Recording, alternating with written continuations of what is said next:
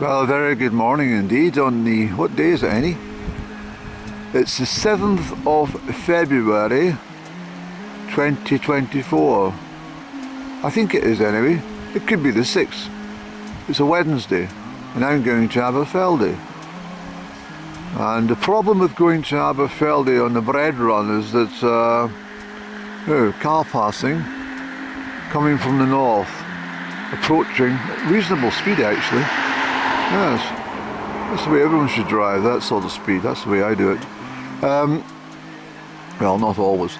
But what I was going to say, Annie, is yes, on my trip to Aberfeldy, I am very much concerned that, well, I wouldn't say that the people in Aberfeldy are, you know, greedy hogs or anything, but if you don't get up there sharpish, all the bread's gone. So it's already 10:30, I'm sure.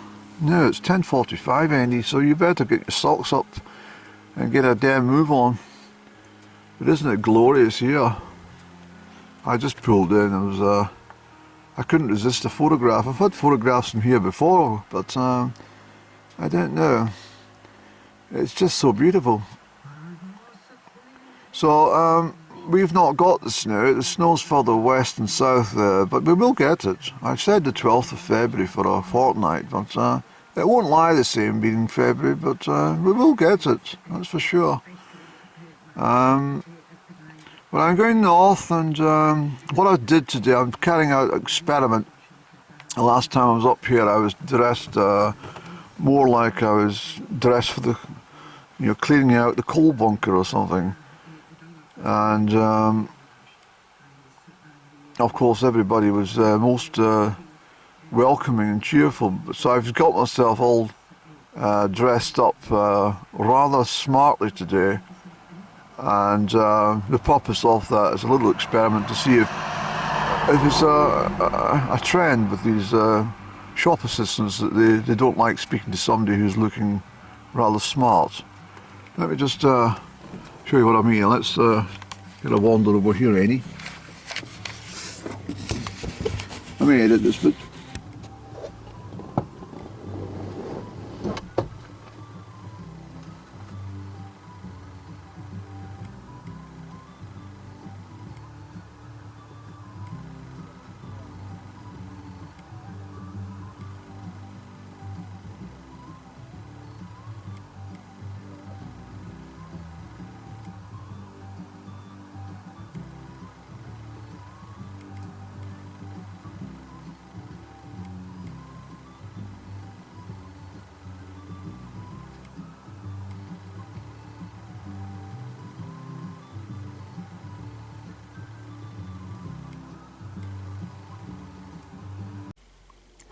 Well, hello again. It's just afternoon. I managed to get my bread stock for the next week to 10 days, perhaps. Certainly for a week. But I've pulled in at Weem. I thought it was such a splendid day. I thought I'd visit the kirk here at Weem. Hopefully it's open, so let's not hang around any. I didn't go to the co-op today in Aberfeldy. I fully expected the same, you know, basically the same situation as always. When you walk in and you're all dressed up and you're top of the world, not very communicative. But as I said previously in a separate vlog, that if you're all dressed up to clean out the coal bunker or something, and you've not washed for perhaps a month or something, and your beard is touching your chest, then very jovial and very chatty with you. Well, so anyway, these are the high cliffs here at Weem, and I'm going to, there seems to be some sort of church service. I better get a move on. I think we'll try and get in and maybe have a quick chat with the minister if he's still around. So let's get going, Andy. Well, that seems rather unfortunate, Andy. I think it was some sort of service or something. There was a few parishioners in the car park have all just left. Perhaps in the meeting or something. Maybe it was a meeting of the presbytery, the local elders or something. But we're in the grounds of Weem Church of Scotland, and it looks like an old kirk or something over there. I'm sure I've been here before, but you know something, I can't really remember. Well, I have been in Weem, of course, but what I'm trying to say is, did I pop into this particular churchyard? I just don't know. There's a couple of little pigs there. I love pigs. I remember there was a pig at a farm between Lick's Toll and Crieff. I used to travel by coach often, and I used to always glance over to see this lovely pig, and I promised myself I would go and visit, but I've never done this, and I must get in touch with the farm and see if it's possible to maybe come and visit the pig, because it's such a rarity now to see a pig in the farmyard. And pigs are lovely creatures, they really are. I absolutely adore them. I do, I really like pigs. They've got such character. It's a lovely little spot here. Yes, there's definitely been a meeting of some sort in here. I've obviously missed it. It must have finished at 12 noon exactly, because they've all just departed. Never mind, Annie. Never mind, sir. Yes, this is, I have been here before. This is an old graveyard here, the other old kirk here. I'm sure it was here a couple of years back. Perhaps not, Annie. I don't know, I can't remember, I really can't.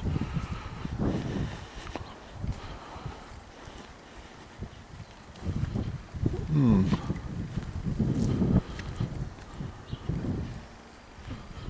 well. So what we'll do, I think, is we'll head westwards onto Glen Lyon Junction and head down towards Kenmore. I think we'll take a trip down to Killin just to do something today. Look at the snowdrops, Jenny. They're absolutely gorgeous. They really are. Really gorgeous. I love snowdrops, and it's such a peaceful plant.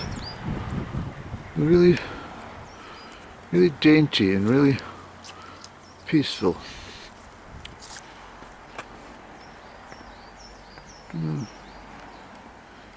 What a marvellous old kirk. It's very peaceful here, I have to say.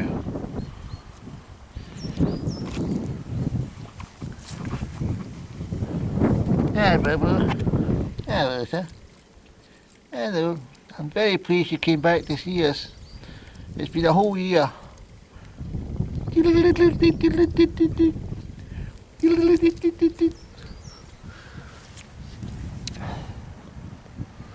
Yes, I have to say snowdrops are one of my favourite plants. My grandmother had an abundance of snowdrops in the garden. It's how it taught me to ring the florets of the snowdrops, to greet them. I've been doing that every year since I was about, what, 3 or 4 years of age.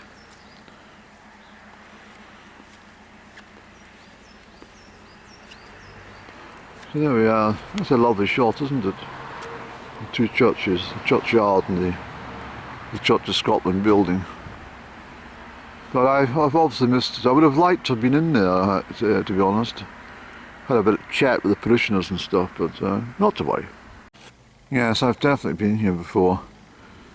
And of course, no graveyard is complete without the yew trees. Alright, so I've pulled in at Law's Farm, well, the Law's Hotel actually. From the top of Ben Law's there, I've come all that way down and through lots and lots of vegetation. I can assure you that when you look at it, it looks alright, but it's not. It's neck high in bracken on the day that I came down that particular route. So got to the top, came down. The reason I came down, I didn't have the car. I was collecting my bus here at the bus stop, and I stopped off at the hotel here, the Ben Lawrence Hotel, and I said to them, any chance of getting a coffee? And she said no. I said, I only want a coffee, and she said no. I remember that day very well. I said, we can get a cup of tea then. She said no. And, I'm going to ask, well, I've also got the details, but I'm going to book in here one night. I just want to stay in one of these old establishments. This is a very old inn, and I'd like to come and stay, perhaps have dinner as well as an evening's sleep. So that's my intention, at least. I'm looking over here, the route which I take, and this is the route that goes up into to follow through 16 miles from over here at alternate to go to what do you call it, Annie? Newtonbrig, 16.5 miles. So this is the old kirk over here at Laws. We might actually pop down there, Andy. I don't think my car's parked in an awkward position today. There's not much activity. I'll better check. But anyway, there's been fresh snow, obviously, and I'm going to have my afternoon coffee at the Capacary in Killin. I know it's a rather familiar ground, but there's not really enough a lot we can do, because most of these places are, if you start to extend it beyond Loch Tay side, and you're talking sort of 70 to 100 mile round trips and stuff, you know. So I just thought I'd come up here. I'm going to get a cigaretto anyway, and the road is in a shocking state. It's deteriorated quite a bit. It's all right here, but some of it is in absolute dire condition, and sorry, I can't get the word out. The deterioration has actually happened just in the last 10 years. Oh, that nationalist bloody government who have not spent a penny on anything because they stole it all. This is the problem, and some road users, tourists and stuff coming here go, what a diabolical third world country bloody track instead of a main road. But that's just my little grumble for the moment. But so this is the inside. Looks like the dining room, Annie. Yes. Please be seated. Well, there's not bloody many people around, is there, to be seated? Yes, it's all looking rather topsy-turvy around here. There's not much investment in the looks of things. Well, but anyway, let's get a cigarette. So I think our car's all right today. I'm afraid I can't go into the church. It's not a church anymore. It's a private residence by the looks of things. You can tell by that out there. So, and the sky dish. So, yeah. So somebody's bought the church and converted it. There'll be a lot more churches getting converted. 700 Church of Scotland buildings will be closing in 2024. Can you believe this? I mean, that is a massive amount of loss of churches. Just about every church in Strathearn is closing.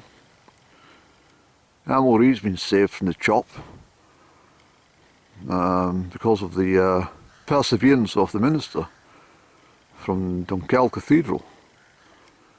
And Amalree's been saved. Glenartney Kirk is saved only because Lady Jane Willoughby at Drummond Castle, it's a private, she owns it, and therefore she keeps the upkeep of the kirk, and so Glenartney won't ever close so long as Drummond Estate's in existence.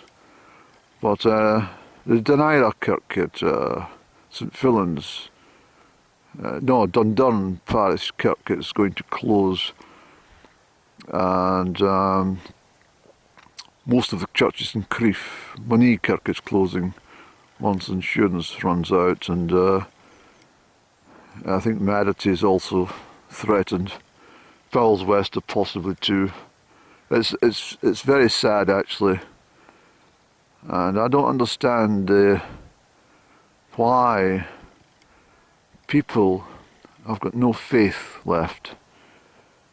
And I said before that since 1968, this was a decision that was made by the black, the men in black, the masters of the, not so much the Rothschild people, but the these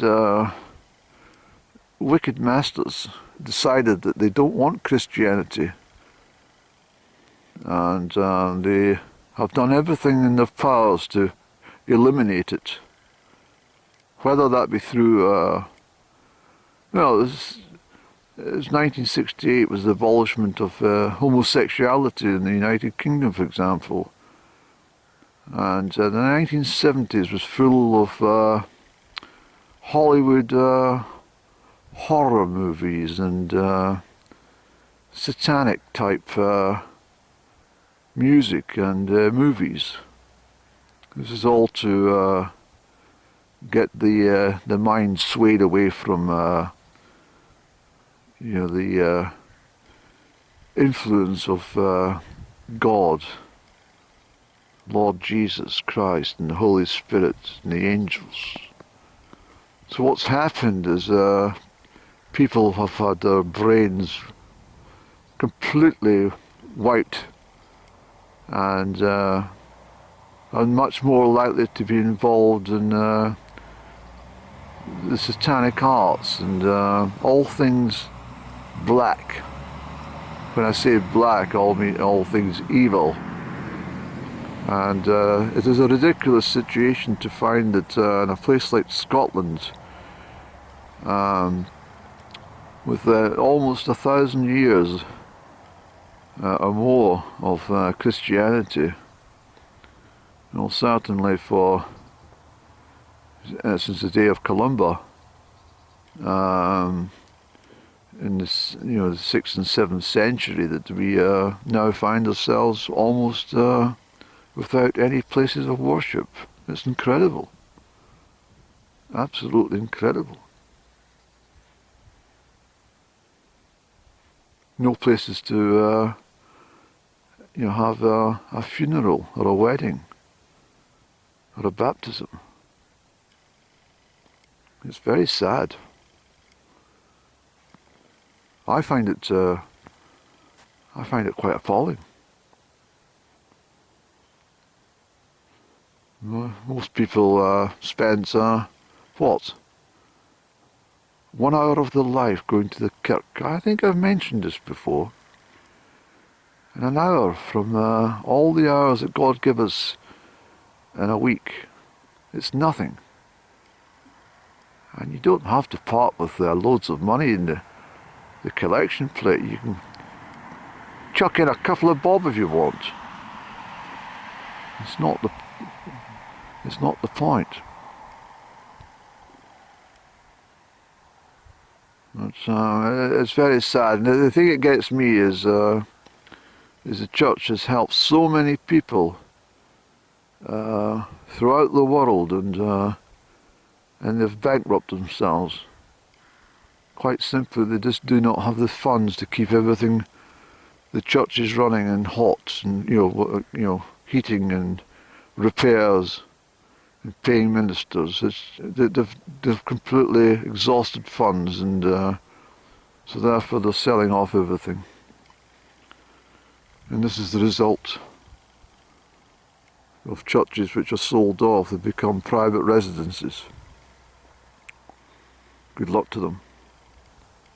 The last time it happened with such severity was in the late 20s after the Depression. Many of the kirks, even my own village, there was a large church which was closed down. I think it closed in the 1940s. Most of them Most of these kirks closed between 1929 and 1947. And then there was after the war, there was a bit of a resurgence in visits to the church by just about 90% of the Christian population. And then by the 1980s it started to dwindle. And then of course they introduced bloody sport on a Sunday. So people were more interested in watching a bloody football match than going to the kirk. Kick-off at the same time as the church service or something like that. Or when the parishioners were coming out. Supermarkets open the bloody Sunday, as if they don't have enough opening hours in the week. I mean, if you can't make the supermarket between 7 o'clock in the morning and 11 o'clock at night, Monday to Saturday, then what the hell's wrong with you? What are you doing? And Sunday is the Lord's Day, the day of rest. And I find it very sad that travelling around the country I can't visit kirks. Well, I suppose the cutting out of my camera, I had to eliminate some footage, was probably just a cue to say, get moving Andy, time to get down to Culin and get some a luncheon or something. This is fabulous land, it really is. You know that Loch Tay here, I'm not sure what century it happened, but there was an earthquake and it tipped. And I can't remember, I think it tipped from the south. Yes, it did. It tipped this way. And the land rose slightly over that way. And it's deeper down here, so the loch is deeper than it used to be on these shores to the north. The whole land tipped up. And I can't remember when it was, but I'm sure there was something about the Lady of the Laws, the great seer that lived in these parts. I think she predicted it, so it must have been in the last couple hundred years, or 250 years. But she certainly predicted the demise of the Bedalvins, and that happened. I'll give you a full story about the Lady of the Laws someday. I'll come round and do a little visit round about things. Perhaps do that on a fine April evening or something. Well, I just got my coffee and cup of Keely, and it's